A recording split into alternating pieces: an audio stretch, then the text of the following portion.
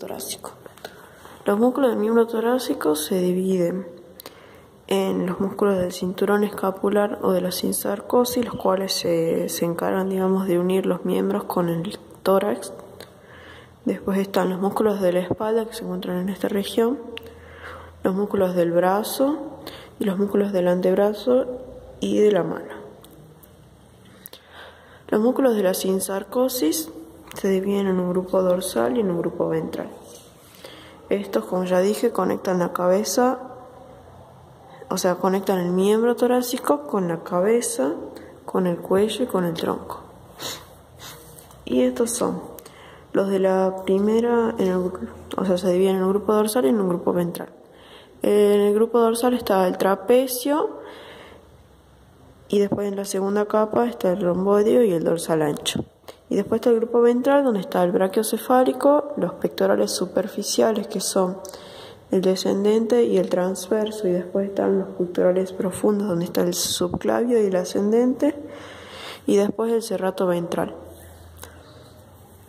El trapecio, que era uno de los que formaba el grupo dorsal en la primera capa, es un músculo con forma triangular, plano, que se origina en la parte del ligamento funicular a nivel de la segunda vértebra cervical. Tiene una parte cervical y una torácica. La parte cervical va a nivel de la segunda cervical en la parte del ligamento nucal hasta la segunda vértebra torácica, y después está la parte torácica, que va de la segunda a la 10ª vértebra torácica. Y estas dos partes se insertan en la espina de la escápula y se encargan de elevar la espalda cuando actúan juntos y de llevarlas hacia cráneo dorsal o cráneo ventral, dependiendo la parte que actúe. Y bueno, después está inervado por el nervio accesorio y la rama dorsal de los nervios torácicos. Después está el romboideo, el cual es parecido, solamente que en vez de originarse del ligamento nucal y del supraespinoso, se origina solamente la parte cervical del ligamento nucal, la otra es a través de las apófisis espinosas. Y va a nivel de la segunda vértebra torácica hasta la tercera vértebra torácica y de la tercera hasta la 7ª. Y estos se insertan en la fascia subescapular, en la parte medial. También dirige dorsocranialmente o dorsocaudalmente. Y está inervado por el 6º a 7º nervios cervicales y por la rama dorsal de los nervios torácicos.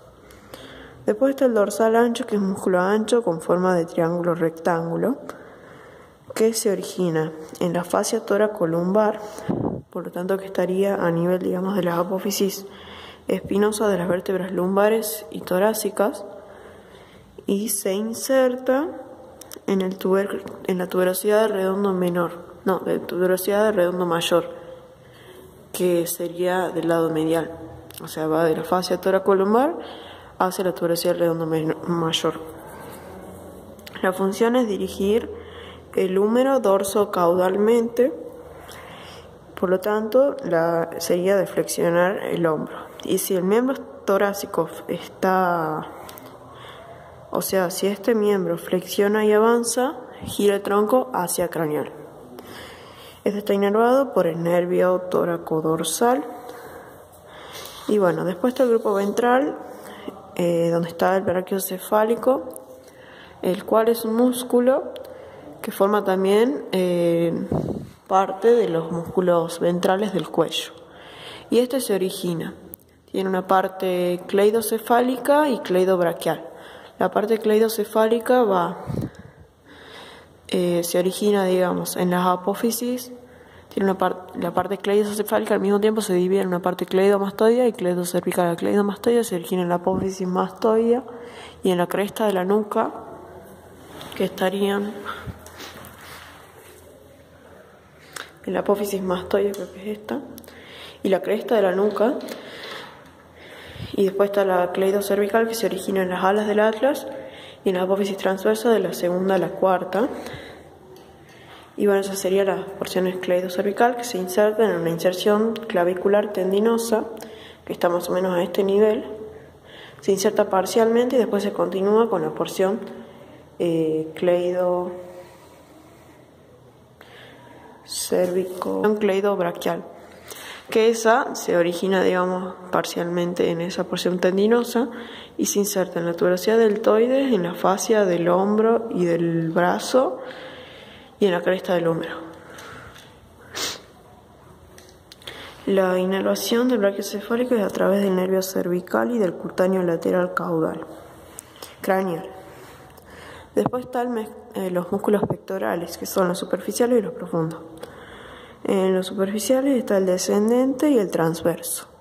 El descendente se origina a nivel del manubrio del esternón y tiene inserciones parecidas a las del brachiocefálico, que serían la tuberosidad deltoide, la fascia del brazo y la cresta del húmero.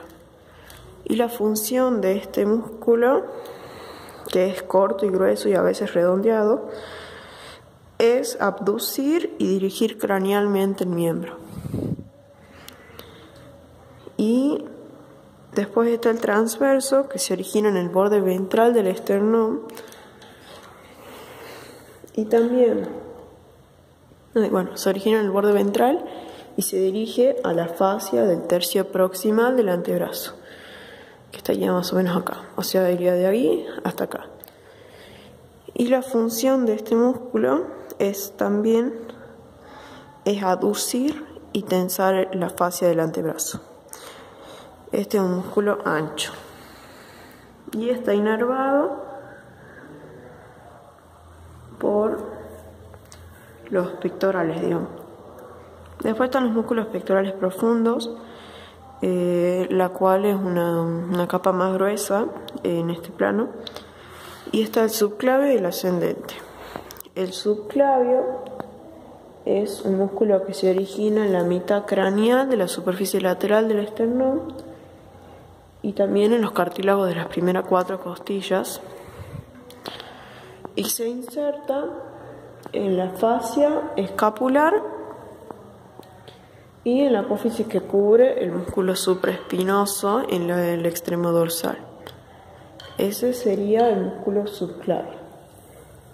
Después está el ascendente, que se origina en la fascia abdominal, en el cartílago sifoides y en los cartílagos de la 4 a 9 costilla, y se insertan en el tendón de origen del córax braquial, o sea, en la tuberosidad supraglenoidea, y en la tuberosidad del redondo mayor, que estaría un poco más dorsal de la tuberosidad deltoide, tuberosidad del redondo menor y la tuberosidad del redondo mayor. O sea, fascia abdominal, apófisis, cartílago sifoide, cartílago de la 4 a 9, y se inserta en las tuberosidades y en la tuberosidad supraglenoidea. La función de este y del ascendente y del subclavio es aducir y retraer el miembro torácico, y si el miembro torácico está fijo, dirige el tronco cranealmente. Y la inervación de este músculo la inervación de todos los pectorales es a través de los pectorales craneales y caudales. Después está el serrato ventral, que es el último de los que forman la cisarcosis, que tiene una parte cervical y una parte torácica. La parte cervical se origina en la apófisis transversa de las 4 a 5 últimas vértebras cervicales, y la parte torácica se origina en las costillas primeras 8 a 9 y se inserta en la parte medial de la escápula, digamos, en la zona triangular craneal o caudal y en la superficie adyacente del cartílago. Este tiene una función muy importante, que es la de suspender el miembro torácico, suspender el tórax entre los dos miembros, y también de dirigir cranealmente, y también participa en el aparato de sostén pasivo, por el nervio torácico largo y nervio cervical. Se encuentran los músculos de la espalda, que son que se dividen en un grupo lateral y en un grupo medial. En el grupo lateral se encuentra el supraespinoso el infraespinoso, el redondo menor y el deltoides. Y después del lado medial está el coracobraquial, el subescapular, el articular del hombro y el redondo mayor. El supraespinoso se origina en la fosa supraespinosa y se inserta en el tubérculo mayor y menor del húmero. Este se encarga de extender el hombro y de evitar la dislocación. Y está inervado por el supraescapular junto con el infraespinoso. Después está el infraespinoso, que se origina en la fosa infraespinosa, que sería toda esta, y se inserta, también en la superficie adyacente del cartílago, y se inserta en la tuberosidad, en el tubérculo mayor. La función de él es abducir y derrotarlo lateralmente. Después está el deltoides, que se origina en la espina y en el borde caudal de la escápula, en la línea rugosa de la parte distal de la fosa infraespinosa, y se inserta en la tuberosidad deltoidea, que sería esta. Y tiene la función de flexionar la escápula y abducir el brazo. Esa función también la tiene el redondo menor, que se origina en la fosa subescapular. Esto estaría... No, este sería el supraespinoso y este sería el supra y el infra, porque está al lado así. Así sería en realidad. Después está el redondo menor, que se origina en la fosa subescapular y se inserta en la tuberosidad del redondo menor, que está un poco más dorsal de la tuberosidad deltoides. Y está inervado el deltoides y el redondo menor por el axilar. Después están los del grupo medial, que se originan. El subescapular se origina en la fosa subescapular, que está medial en toda esta parte, y se inserta en el tubérculo menor del húmero, que está medial. Después está el músculo redondo mayor, que se origina en el ángulo caudal de la escápula, porque esto está así, y se inserta en la tuberosidad del redondo mayor, que está medial también. Después, la función del subescapular es aducir el hombro y está inervado por el subescapular, el pectoral craneal y el axilar. Y el otro, el redondo mayor, flexiona el hombro y aduce el brazo. Está inervado por el nervio axilar. Después está el coracobraquial, que se origina en la apófisis coracoides, que se encuentra medial, de la tuberosidad coracoide, y se inserta en el tercio de la superficie craneal del húmero y en la zona proximal al redondo mayor, a la tuberosidad del redondo mayor.